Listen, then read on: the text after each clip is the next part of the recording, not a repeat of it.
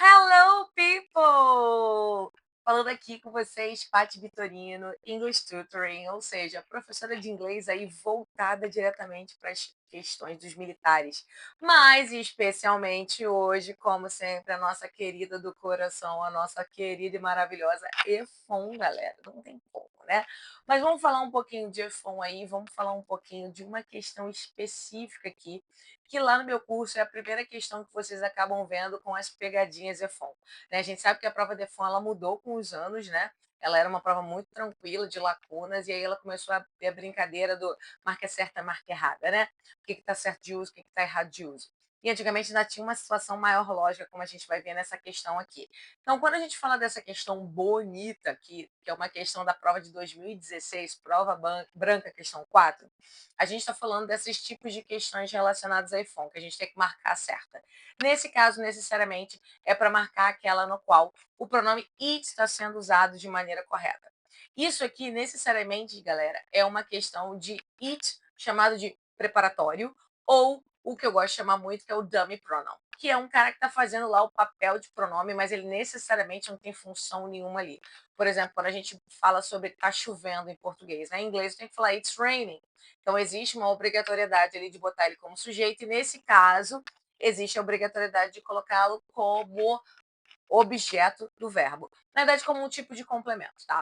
Então, assim, existem umas regrinhas que a gente tem que saber, obviamente, e aí a gente vai lidar com essas regrinhas aqui nesse momento, beleza? Então, falando aqui sobre as regrinhas, a primeira, vamos lá na letra B. A letra B fala sobre um verbo que precisa ter depois, que tem depois ou um adjetivo ou um pronome não, perdão, ou um adjetivo ou um substantivo, e logo depois dele vai vir uma oração. Essa oração pode ser no particípio, essa oração pode ser um that clause, tá?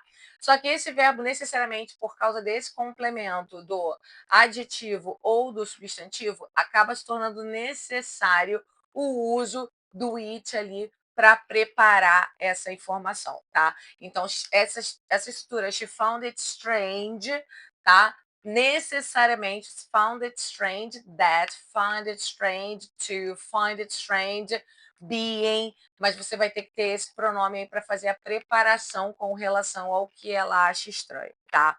Outra estrutura extremamente importante é a estrutura relacionada ao take it that. Essa estrutura take it that, ela é um idiom. O que é um idiom? É uma expressão idiomática, uma coisa fechada, tipo levar ao pé da letra, que a gente entende como, por exemplo, levar literalmente, né?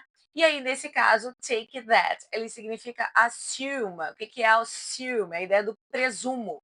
Então, eu acredito que isso seja verdade. Então, I take it that you won't be working tomorrow. Então, assim, eu presumo que amanhã você não vai trabalhar porque você está indo dormir muito tarde. Vamos pensar assim a situação.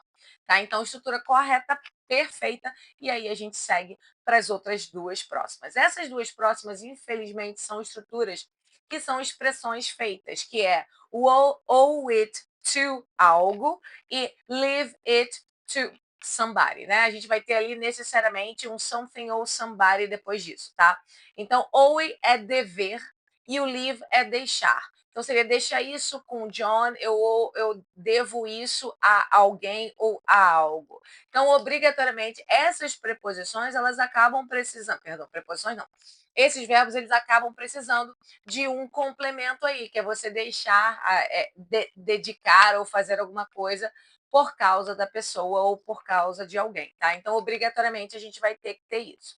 Quem está fora do padrão é o bonito ali de cima, que é o bear, né? I cannot bear, ou seja, eu não consigo tolerar, eu não consigo aguentar. O quê? Ver uma mulher chorando. Você não tem um adjetivo ali, você não tem uma situação de substantivo, você tem necessariamente direto o infinitivo, que nesse caso é a regência do verbo bear, tá? Bear to do something, can't bear to do something, or cannot bear to do something. Então, nesse caso, o bear não vai ter o it depois, e aí o que faz que essa questão seja uma questão pegadinha, porque ela acaba pegando umas exceções à regra que só a EFON faz. Então, é uma característica importante com relação à prova de EFON, que é aquele momento EFON de ser. E esse momento EFON de ser, você só tem comigo.